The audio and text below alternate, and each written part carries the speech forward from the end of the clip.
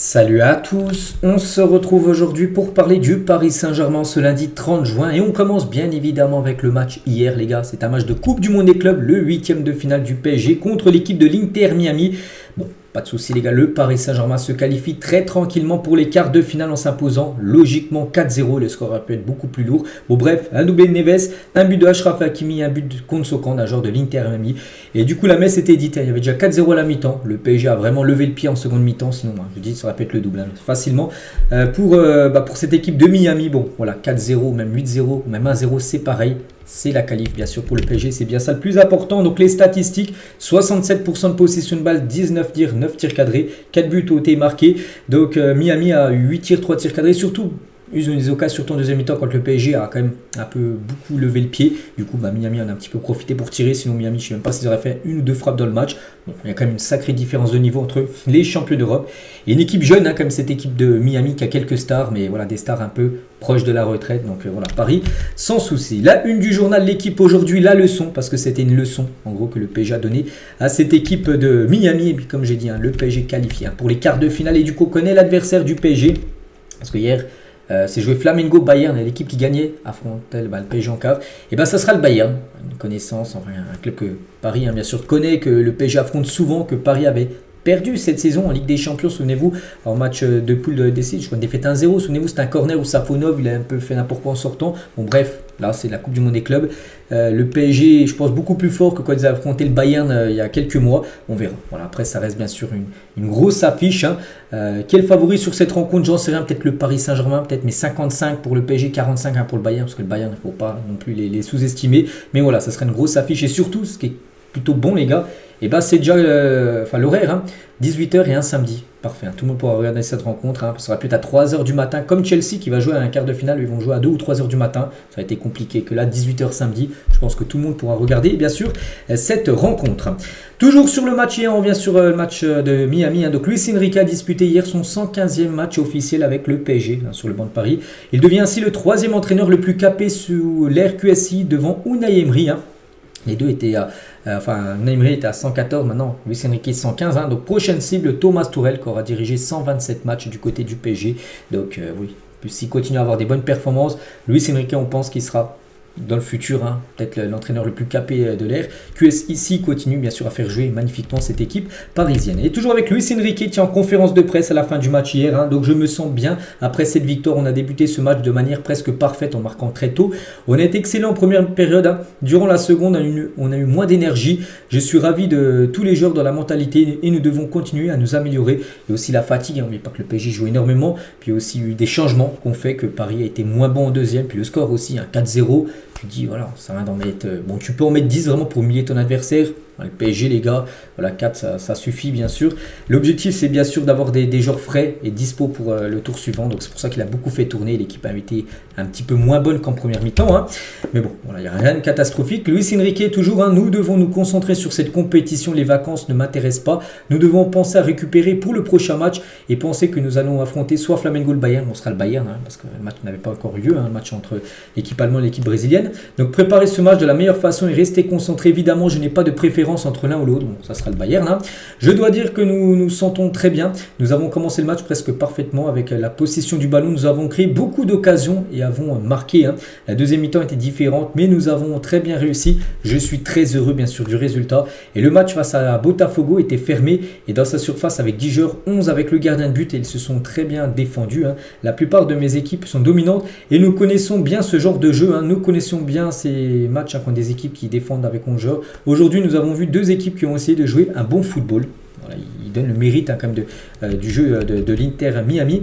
Et Hakimi, Ballon d'Or, il a dit, j'en ai déjà parlé hier, le meilleur joueur pour moi a été Ousmane Dembélé pour remporter le Ballon d'Or. Pour le reste, Ousmane a pu jouer les 30 dernières minutes du match. C'est normal qu'il n'a pas encore la condition physique. On parlera tout à l'heure de Dembélé, ça c'est une bonne nouvelle. Le retour de Dembélé à la compétition. Donc voilà quelques déclarations d'Enrique content. Voilà, satisfait bien sûr de la performance de ses joueurs. On continue avec le meilleur joueur du match, c'est lui, c'est João Neves. Élu homme du match face à l'Inter Miami, le Portugais inscrit le premier doublé de sa carrière. Parfait.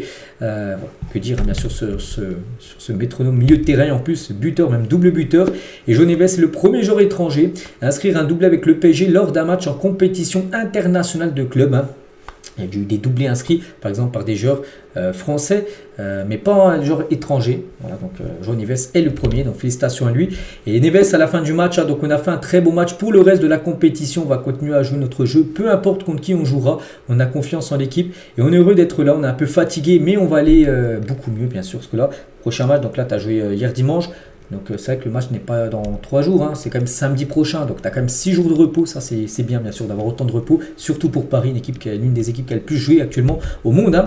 Et João Neves à PSG TV, donc c'est ma première fois, donc mon premier doublé, je suis donc très content, même si c'est pour moi la chose la plus importante, et bien sûr la victoire. Hein. On ne connaît pas encore notre adversaire, mais que ce soit Flamengo ou le Bayern, hein, ça sera un grand match. On espère faire la meilleure prestation possible, je pense que ça sera un bon match. Voilà, donc ce sera oui, le Bayern maintenant aussi. Donc voilà, félicitations bien sûr à João Neves. On peut parler de son acolyte à côté, Vitinha. Énorme match aussi de Vitinha, les gars. Donc Vitinha hier, c'est une passe D. C'est impliqué sur le contre son camp d'Avilés en saut-trempe. Et Avilés a marqué contre son camp. Et surtout, c'est plus de 117 passes réussies sur 122 tentées. Je ne sais pas si vous vous rendez compte. À peu près, Neves, lui, ça a été 52 passes réussies. Vitinha, les gars, c'est 60 passes de plus que Neves. Hein. Vitinha, c'est le joueur à chaque fois qui touche le plus de ballons. Hein. Du côté du PSG, encore une énorme performance, bien sûr, de la part de Vitinha. Il explose les compteurs. Hein. 4 matchs décisifs sur les 5 derniers matchs avec le PSG. Un but et 3 passes. Il était auteur d'une passe d'hier. Et en plus, aussi un décisif aussi sur un autre but sur le centre où j'ai dit ça amène contre son camp. Voilà, donc il est milieu de terrain, il touche beaucoup de ballons. Il marque, il fait des passes D. Voilà, donc oui, pour moi, actuellement, c'est le meilleur milieu de terrain au monde. Voici les notes de ce PSG Inter Miami. Donc, côté parisien, donc Donnarumma, bon, il n'a pas eu grand-chose à faire. Une note de 6. Hein. Mendes, Pacho, Marquinhos 6, Hakimi 7. Hein. Il a été buteur, donc il a eu une petite note en plus. Enfin, un point de plus que la défense. Hein, donc, parce que la défense, les gars, ils ont vraiment su canaliser, on va dire, les attaquants de l'Inter Miami. Donc Fabien Ruiz c'est 7, Vitinha Neves c'est 8, hein. Vara c'est 6, Doué c'est 7 et Barcola c'est 7. Donc voilà, tout le monde a été bon. Il n'y a pas un qui a vraiment été hors sujet, tout le monde a été très correct bien sûr. Dans cette rencontre et côté en face les gars, donc Messi par exemple note de 3, ils auraient pu le mettre plus, hein. Je trouve Messi c'est quand même dur de le mettre 3. Je pense que ça a été vraiment le joueur le plus dangereux hein, du côté de Miami, il mérite au moins 5 je pense Messi. Donc voilà, concernant bien sûr les notes des deux équipes. Barcola tient au micro de DAZN, hein. Tout s'est bien passé aujourd'hui, on a su imposer notre rythme, hein. Je suis content, on avait un peu de fatigue avant le match, mais aujourd'hui on était bien frais. Quand on est en forme comme ça, personne ne peut nous arrêter. Et bon, on espère hein, bien sûr hein, que personne ne pourra arrêter le PSG jusqu'à cette finale maintenant prévue dans 14 jours, hein, ce sera le 13 juillet prochain. Et Barcola a disputé, donc tu veux qu'on parle de lui, hein, déjà son 100e match sous les couleurs du PSG. Voilà, donc 26 buts et 29 passes D en 100 rencontres, hein, c'est pas mal, c'est même très bien. Décisif quasiment un match sur 2, hein, Bradley Barcola. Le meilleur passeur des 5 grands championnats sur l'année 2025 avec 17 caviars. Et son palmarès déjà, c'est 2 Ligue 1, 2 trophées des champions, 2 Coupes de France et une Champions League remportée en 100 matchs. Hein. Donc une totale réussite, n'oubliez pas que le joueur a été acheté 50 millions d'euros, donc 45 plus 5 millions de bonus. Donc je pense qu'actuellement, si Barcola venait à partir, je pense que ce serait au moins 100 millions d'euros qui seraient vendus. Bon, pour l'instant, le PSG, c'est pas du tout une option de vendre Bradley Barcola. Hein. Et Barcola, comme je dis, hein, c'est mon 100e match. Je suis vraiment content de l'avoir fait ici au PSG. En plus, on a gagné 4-0. Fait un très beau match. On a tous bien joué. Je ne peux donc qu'être heureux. Voilà, donc parfait. Hein, si tout le monde est heureux. Voilà. On continue aussi avec Hakimi. Quel joueur ce Achraf Hakimi. Hein. Donc, il a marqué lors de chacun de ses 4 derniers matchs en phase à élimination directe en compétition officielle contre l'Inter Miami hier, hein, contre l'Inter Milan, contre Reims et contre Arsenal. Voilà, donc des finales, des demi-finales. Voilà, quand c'est des matchs importants, Hakimi est là.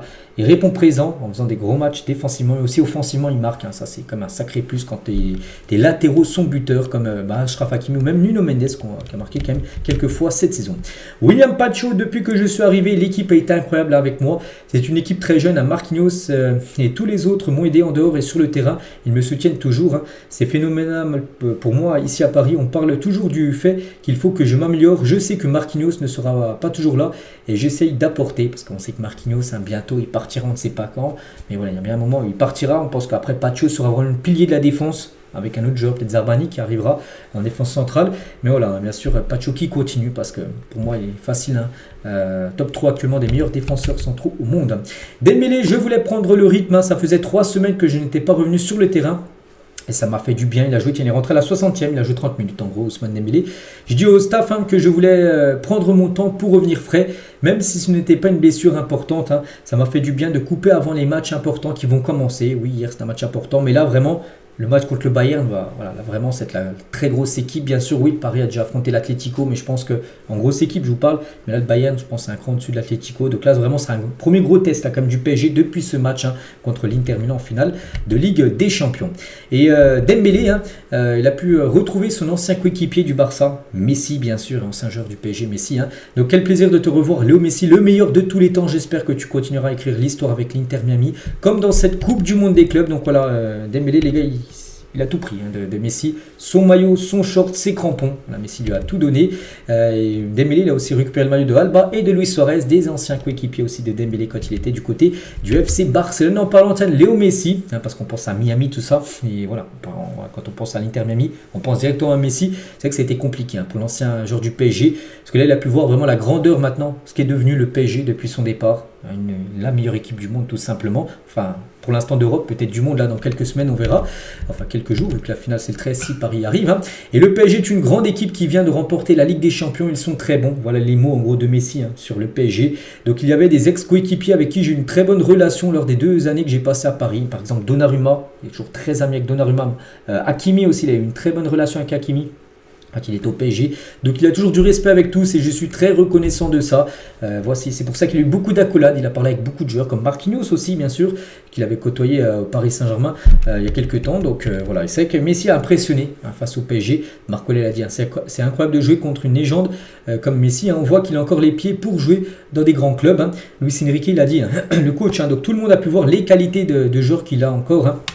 Même le coach de Miami, Mascherano, à 38 ans, il est encore très bien aujourd'hui. Il y avait le champion d'Europe sur la pelouse, mais le public a payé pour venir voir Messi. C'est vrai que Messi, on se dit, bon, il joue à Miami, mais il aurait pu rester dans un gros club, d'un grand club européen. Bon, peut-être pas à Paris, parce qu'on sait que ça n'a pas matché avec Messi, mais il aurait pu peut-être continuer sa carrière dans une belle équipe européenne.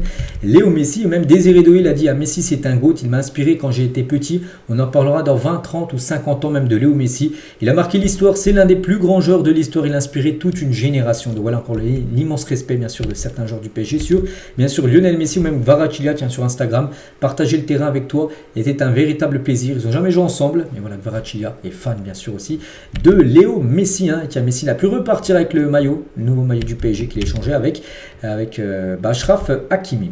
Et on finit avec cette Coupe du Monde des clubs et ce tableau final, on peut dire. Donc PSG, voilà, Bayern. Donc en cas de victoire, les gars, Paris vient d'atteindre le dernier carré. Et ben voilà, ça sera de toute façon du lourd. Maintenant, là, tu rentres dans les matchs compliqués. Je pense voilà, ça commence dès maintenant. Vraiment, la Coupe du Monde des clubs pour le PSG, ce qu'on sait que Paris allait certainement sortir des poules. Ce qui a été fait. On l'a Miami. On savait que voilà. Normalement, ça devait se faire tranquillement le match, ça s'est fait. Maintenant, le Bayern, là, c'est une autre histoire, bien sûr. Même si, pour moi, Paris a toutes ses chances de passer. Puis après, ça peut être le Real, ça peut être la Juve, ça peut être Dortmund, voilà. Des clubs redoutables ou pourquoi pas Monterrey qui pourrait créer la surprise. Et on retrouverait Sergio Ramos, ancien joueur du PSG. Donc voilà, les gars, ce qu'on va dire aujourd'hui. J'espère que ça vous a plu. On se retrouve nous demain, bien sûr. Même si le prochain match est samedi, on commencera à préparer ce match contre le Bayern. Allez, je vous laisse, je vous souhaite une très bonne journée et à demain.